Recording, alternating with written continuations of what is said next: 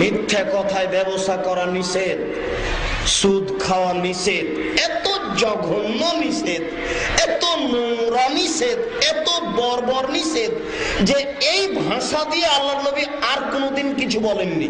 বলছেন মায়াকুলু দিরহাম রিবা ওয়া হিয়া আলাম আসাদু মিন সিত্তাতি ওয়া সালাসিনা জিনিয়া।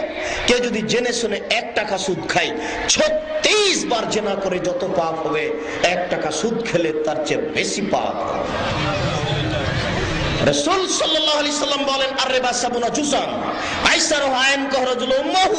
সুদের পাপের 70টি ভাগ রয়েছে। ছোট ভাগ হলো মার সাথে জিনা করলে যেমন পাপ হয়।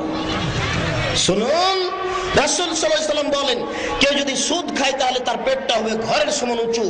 বাইরে থেকে দেখা যাবে সাপগুলি পেটে কিলবিল কিলবিল কিলবিল করছে। শুনুন, কেউ যদি সুদ খায় তাহলে তাকে রক্তের নদীতে ফেলে দিয়ে পাশ থেকে পাথর মেরে তার মুখখানাকে ভেঙে চৌচির করে দেওয়া হবে।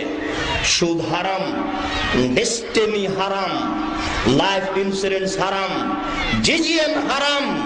আপনার যত এরকম ধরনের 3 নম্বর ব্যবসা হুজুরের সিগনেচার দিয়ে করা আছে সব হারাম। হুজুর কি একাই শরীয়ত বুঝেন? আমরাও বুঝি।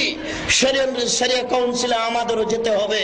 এমনিতেই সিগনেচার নিয়ে এটা মিথ্যা বলা আছে, জি না, অসম্ভব, ডেস্টিনি হারাম, এর ভিত্তি নাই কোনো বৈধতার। কলা বিক্রি করে খেতে রাজি আছি, চকলেট বিক্রি করে খেতে রাজি আছি, অবৈধভাবে লাখ টাকা কোটি টাকা ইনকাম করে খুশি হতে সুখী হতে রাজি, এই পথে পা দিব না।